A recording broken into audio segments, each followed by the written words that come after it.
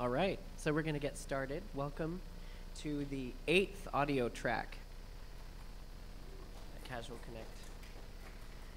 So last night I was trying to sleep. I'm still kind of in plane mode right now. But I was lying there thinking, how many audio tracks have there been? And I was counting them. So I figured this out. 2005 was actually the first Casual Connect in Amsterdam. There was no audio track, though.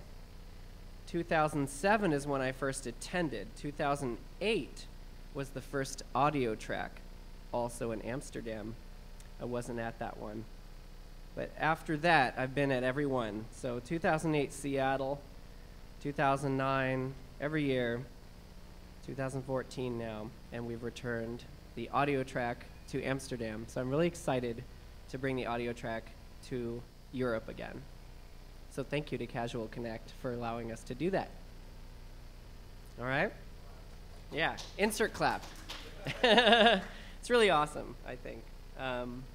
This has kind of been my baby, the audio track, and our baby. And Jesse has been part of the track for a long time. And so I'm really excited he's going to speak today as well. And it's really growing every year as far as the quality of the content and the speakers, and so I'm really excited. Our overall goal of the track is to improve all of the audio in games, right? And also to educate developers about what we do. Are there any developers in here? Or are we all audio? If you're audio, raise your hand. Are you a developer? You have a maybe. Okay, excellent, great. So part of the audio track is definitely here to teach you guys what we do, and so that you can understand our process and why you pay us to do what we do. All right? So without further ado, I'm actually going to present first. And my presentation is all about using music theory to make game music. And just to poll really quick, how many of you would consider yourself at least a little bit knowledgeable about music theory? Okay. How many of you would consider yourself intermediate music theory? And how many would be expert music theory? All right. So you can correct me at any time if I say anything wrong. That's great. That's part of why I wanted to do this talk, is because I feel like it's something that we don't talk about a lot because people think it's boring or too heady. And I've actually shied away from it in the past, but it's something I know a lot about because I have a classical music degree, and that's where I approach music from. So I apologize if it gets too heady for you. I have a lot of material to go through. But if we're lucky, we'll get through all of it, and it's going to be a lot of information, but it's all going to be recorded online, so you can go over it later, and you can definitely ask me for my PowerPoint, and I will happily send it to you so that you can look over it again. So a little bit about me. I started composing when I was 8. I was taking piano lessons, and I also used to play Nintendo games, and I would play the music from ear, and I thought, I want to do this when I grow up, and that's what I get to do, so I feel very lucky. I started composing for money when I was 19 and started full-time in 2007. I started Walz Music and Sound. My Twitter is there, so tweet me, Walz Music. And then I met Jesse and a bunch of other awesome audio people at Casual Connect, and we started an organization called Game Audio Alliance. And we also do sound design work, but we also serve as kind of a educational membership roster type thing.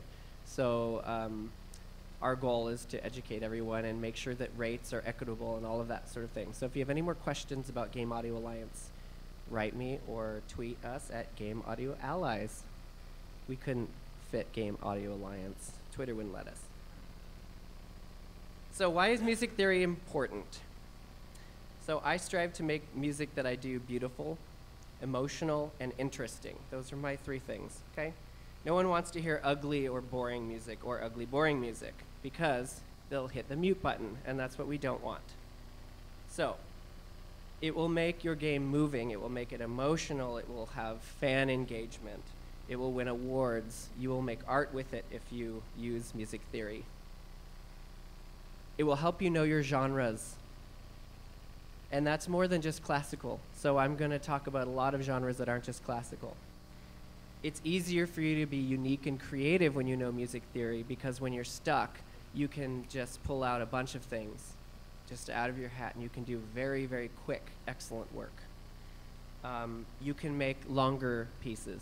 So you composed a theme, it's 30 seconds, but the client wants 4 minutes.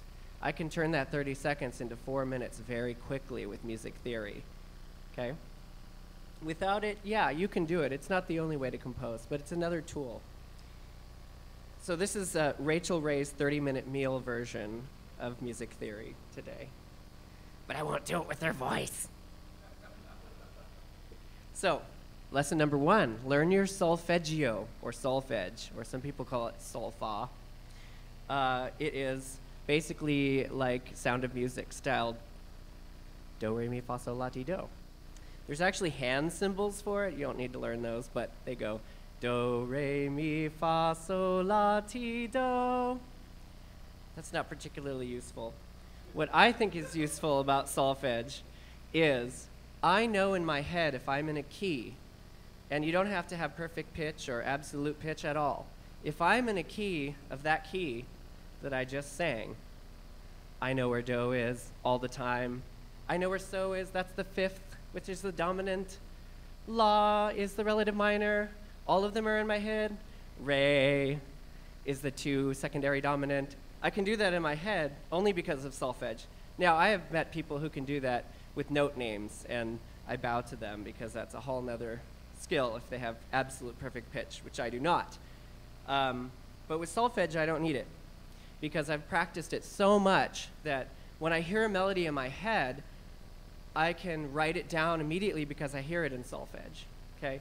So the way to get good at this is to take popular tunes like, say, Oh Susanna, okay? Do, re, mi, so, la, so, mi, do, re, mi, re, do, re. Do, re, mi, so, la, so, mi, do, re, re, do. Fa, la, la, mi, re, do, re. Do, re, mi, so, la, so, mi, do, re, re, do. And I didn't practice that. I can just do that. Thank God I got it right. So I can do that because I just took a bunch of songs and did this over and over and over. Now, there are chromatic notes, too. So you know do, re, mi, fa, sol, la, ti, do, but did you know that ascending chromatically, you can go do, di, re, mi, fa, fi, so, si, la, li, ti, do, ti, te, la, le, so, se, fa, mi, me, re, ra, do.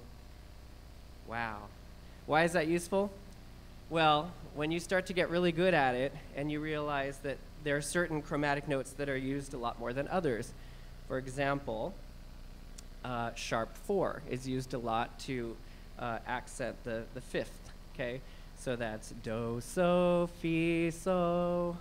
So you start to be able to hear fi really easily when you do this lots and lots and lots. And you will not get good at it if you don't practice a lot. So I'm just preaching to you that you should learn your solfege because it will help you understand theory, okay? It will really, really help you understand the relationships and why re is re, why it's 2, and why so is the dominant, why it's so strong in the chord. I loved watching American Idol a while back as Harry Connick Jr. started to try to teach J-Lo this because some singer, you know how like pop singers now, they just go, I call it the like Woody Woodpecker songs, like, which is great because some people do it really well, but some people don't have any art and it's just kind of like, ugh. Well, he was like, I'm not impressed by pentatonic runs. And J-Lo was like, what's pentatonic? And he was trying to teach everyone, like, it's the 5 notes that everyone uses in, like, world music across most cultures. Do, re, mi, so, la, which is all the black notes on the piano. And it's why kids like to play all of that, or why you can play, like, it's never dissonant, okay? Because there's no 7th tone, there's no 4th tone, so there's no half steps. It's all very chordal and happy. So, anyway, that's solfege. We have a lot to get through. So next, rhythms. So another thing I really recommend, and I did this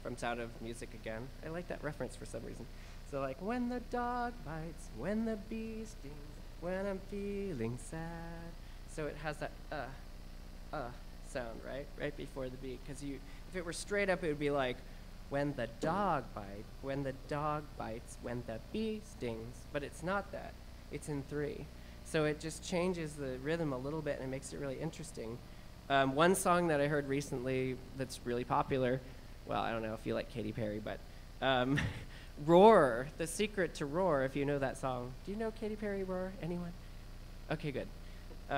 So, you know, it's like, I don't know the words, but it's like, I'm a champion, da da da da da da da da da da da. It's just over and over and over. This is a whole chorus. So the really secret to that song, in my opinion, is just that. It's a one-trick pony. That's it. It's just a hemiola. So take that theory. It's easy. Make $1 million, make more. So anyway.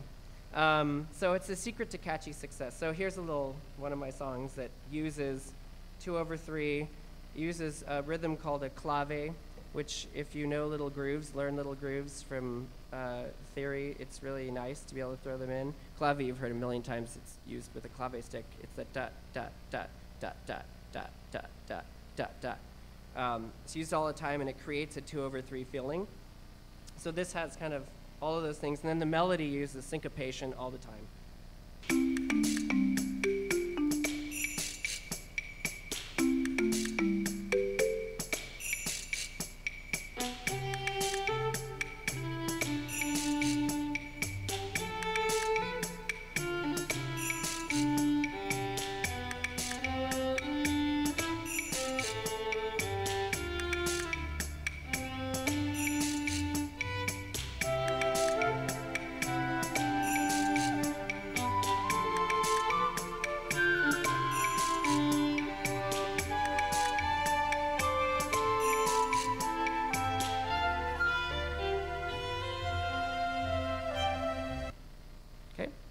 So that's just a little example of basically that when I wrote that song, I was just like, I just want to make a syncopated melody for like the whole time. That's what I'm going to focus on. And that's what came out. So let's talk a little bit about meter now. So meter is groupings of beats, okay? So a lot of times, especially when I get demos from budding sound designers, every single thing is just straight up 4/4, right? Just 1, 2, 3, 4, and sometimes it focuses on 1, like 1, 2, 3, 4, and sometimes it's a little more soul, and it's like a 1, 2, 3, 4, 1, 2. But it's like there's nothing else. There's no 3/4 time. There's no compound meter, anything. So we all know what 4/4 is. We all know that 3/4 is like a waltz triple time, right? A 1, 2, 3, 1, 2, 3. 6/8 is what we call compound meter, because it's duple and triple at the same time. It's 2 entire groups of 3. And so you have a 1, 2, 3, 4, 5, 6. 1, 2, 3, 4, 5, 6. Another thing I rarely see is 12/8 from people who are starting out. And 12/8 is a really great meter for like battles, themes, and things like that, because it has a very da-da-da-da-da-da-da-da-da-da kind of feeling. So, you know, it's like 6/8. It's usually slower. It's a da-da-da-da-da-da-da-da-da-da-da-da-da. Makes for very long phrases and long melodies. But let's get beyond that and let's talk about weird meters. I want to see more 13/8, more 5/4, more 7/8, things like that. So, to do that, you just basically create something that has another meter. That was an interesting sound. It wasn't me, I swear. Excuse me. Okay, so weird meters. So here's 13/8.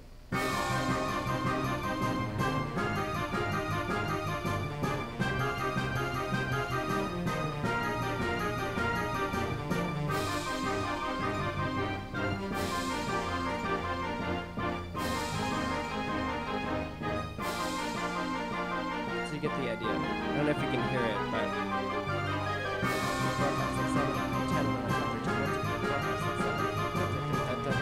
There's an extra beat in there. Makes it real fun. So you get the idea. Another thing you can do is add random meters just thrown in, okay? So 4/4 and then a 5/4, that kind of thing. So a little bit about keys. People hate to talk about keys and they don't know the key signature order and things like that. So this is just the cheat sheet on how to find them. Circle of fifths is what it's called. C major has no sharps or flats. As you go up from C major fifths, you get G, D, A, E, B, and F sharp, which is the middle. Okay? For each sharp, if you don't know it, the next letter up is the key. So if it has an F sharp, the key is G. If it has a C sharp, F sharp and C sharp, the key is D. It always goes one up. So that's a little cheaty trick if you don't know. Flats, basically you go up fourths or down fifths to find from C. So F, B flat, E flat, A flat, D flat, G flat, which is the same as F sharp. It's in the middle. So for each flat, the key is the flat before the last one, okay? So if you have B flat and E flat, the first one I said is B flat. So that's the key. If you have B flat, E flat, A flat, the key is, are you listening? E flat. So that's a trick way of finding it. If you don't remember the order of sharps, it's fat cats go down alleys eating bologna. If you don't know the flat order, it's boring Ed always drives good clean Fords. And I've heard a lot of different versions of that. So what's important about keys, you might think it doesn't matter what key you write something in, but if you ever want someone to play your piece, violinists, for example, hate flat keys. So you don't want to give a violinist something in like A flat, trust me. They will want you to transpose it or they'll play really awful. So it's just important to remember that. Even a very skilled player might have trouble with the key. Often winds prefer flats and things like flutes prefer flats, but violinists sharps all the way. So in each key, whatever key you're in, usually play these chords, okay? 1, the 1 chord, so if you're in C major, that's C major. 2 is a minor chord, D minor and C major. 3 is minor, E minor. 4 is F major. 5 is G major. 6 is A minor. 7 is diminished, B diminished. So those are the normal chords that you play in classical theory, okay? Of course, you can alter things, but that's kind of classic. All these chords have names, believe it or not. So when people talk about these weird names, this is what they mean. Okay, so if you're in C major is the tonic. If you ever hear that word, it just means 1, the tonic. The fifth is called the dominant. It's called the dominant because it likes to lead back to the tonic. That's the typical like do, so do, so do, so do, so do, that kind of thing, right? 5/1. F major in the key of C is called the subdominant. It often gets played before the dominant, and a lot of pop songs are just 1/4/5 or 1/5/4, that kind of thing. D minor is the secondary dominant because it often leads to the dominant. And A minor is the relative minor. We call it that because it has the same key signature. So you can always find the relative minor by finding the 6th of that particular chord. All right? So when we talk about modulation, what we talk about is imitating another key, either temporarily or permanently, okay? So you create the same amount of half and whole steps as another chord. So for example, to go to the 5 chord, we have to imitate a G, okay? In the key of C, we have to imitate what G looks like to get to G. So what does G have that C does not? F sharp, okay? So you have to create that. So you do something like do, re, mi, fa, sol, la, sol, fi, so, and then you just turn that to do, re, mi, fa, sol, fa, mi, re, do, ti, do, and you're in the key of 5. It's really easy. So I would suggest studying your songwriting top hits chord progressions, and there's a couple books at the end of my presentation that have that information. Because there's just certain magical combinations that work really well. And they talk about chord substitutions, which are what you normally do, don't do that, do this instead. And you'll create something really interesting. Almost there. You still awake out there? I told you this is going to be really heady. Warned you. Okay. So these are super sneaky tricks to make a better melody that I use all the time. And I'm not going to talk too much about it because I know I'm totally out of time. But these are things that are really useful. So you take a melody. Let's take Mary Had a Little Lamb. You can do something called modal change, which means you change it from, like, say, major to minor. So normally, Mary had a little lamb, little lamb, little lamb. And you, Mary had a little lamb, little lamb, little lamb. Mary had a little lamb, its fleece was black as dirt, or whatever. So you can change a melody just by doing that. And I don't know how many times a client has said, oh, it's too happy there. And I'm like, well, I'll just drag all of the 3s, 6s, and 7s down a half step and see if that makes it better, which essentially makes it minor with a few errors that you have to fix later. Inversion is when you play it upside down. So instead of Mary had, it's Mary had a little lamb, little lamb, little lamb, something like that. You get the idea. So you do it backwards. Retrograde is when you do it completely, you read it from right to left. I'm not even going to try to do that, but you get the idea. And most DAWs have a way of doing that automatically for you, by the way, so you don't actually have to, like, do that yourself. Sequences is when you take something and you do it over and over again in different pitches. Permutation is similar to that, but you don't move all of the notes over. Pedal tone is when you take a bass and you just keep the same bass note and you change everything else around it. So this theme was one that I used that has sequences, permutations, and pedal tones. Sequence. Yep. All sequence. And then we have a pedal tone here.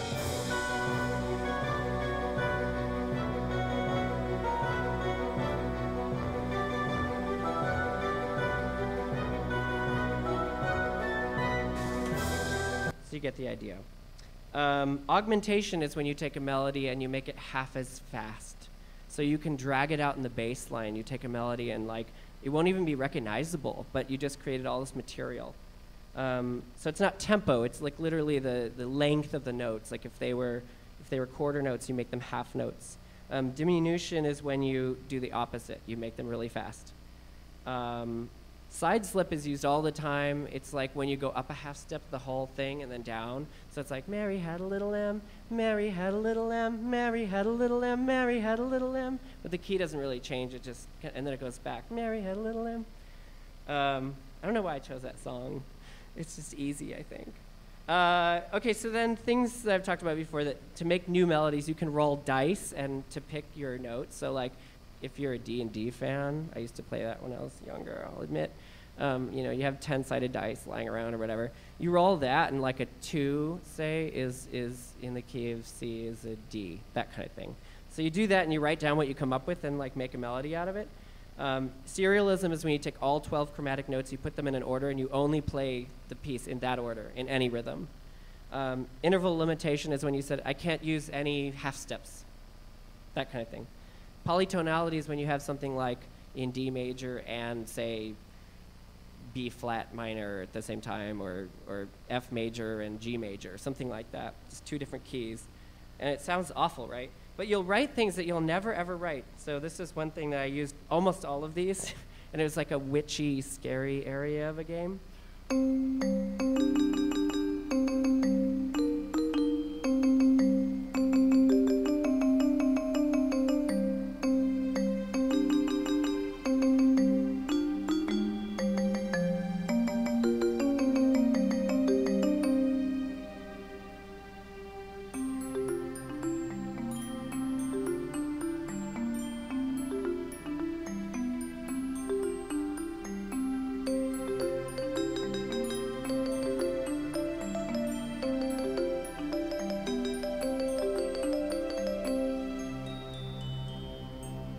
There's a 12-tone row.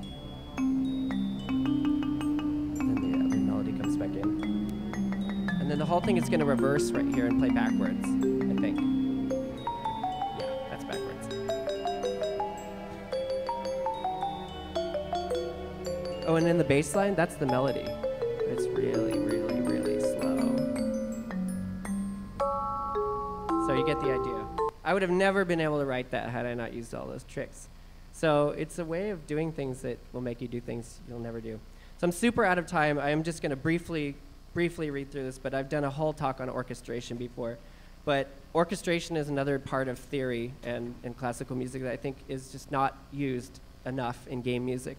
And orchestration is what makes music sound like it's performed and it's live and it's real and it's relatable. So just some things that you want to read up on your instrument ranges. You know, stop using an oboe at the top of its range all the time. Stop making a flute like try to be like fortissimo down at like C and D. Like they can barely play it, let alone play it loud. So just know about that. Where is the instrument really strong? Know about doubling your instruments. Like for one thing that people do a lot is double your flutes with your oboe, either at pitch or maybe the flute an octave higher. It's just really makes it full. Put pauses in your melodies for woodwinds that emulate breaths, that kind of thing. Randomize the velocity. Write long phrases, okay? So it's like you can sing, here it goes again. Mary had a little lamb, little lamb, little lamb. Mary had a little lamb, fleece was white as snow. You can sound like a little kid, or you can make it one long phrase like a good singer would do or a good instrumentalist. You know, Mary had a little lamb, little lamb, little lamb. Mary had a little lamb, its fleece was white as snow. So it's all one breath. And I just don't see that in game audio often. So that's something that goes beyond singing. It's any solo instrument. Just make it overlap, make a long statement. Stop making it so choppy unless that's what you're going for, okay? Use all the string articulations, pizzicatos, you know, all of them, staccato, you know, long bows, up bow, down bow, all of it. And one thing I like to do is I use multiple libraries for one particular sound, and I kind of blend them all, and that makes a really kind of real, raw sound. So like, you know, several different libraries pizzicato, and make sure all the reverb is right and stuff. It'll make a really thick, wonderful sound. Use appropriate voice leading. I could talk about that forever. I'm not even going to talk about that because I'm totally out of time. Suspensions and anticipations. Those are things I've talked about before, but like suspensions are like, say you want a C chord, well keep the F there for a little bit longer, right? So it's the amen sound, you know, C, F, G, and then C, E, G, like resolves. Anticipations are the opposite, where you hit a chord and then it's revealed that that's the real chord that you want. So look them up. And make just like everything human-ish and imperfect. Things get too polished sometimes. We run through everything through Melodyne and whatever, you know, pitch things you like to use. And it's kind of just not realistic sounding, and I don't like that sound, so there. I mean, some of it's open to taste, but if you want to move people, if you make it sound real, that'll make a big difference. And so one thing I do often is I add live players, and that's something I suggest you do, and you won't be able to do that if you don't have all this knowledge. So that is my presentation. These are books you want to jot down if you haven't read them. I think they're really, really good resources for game audio.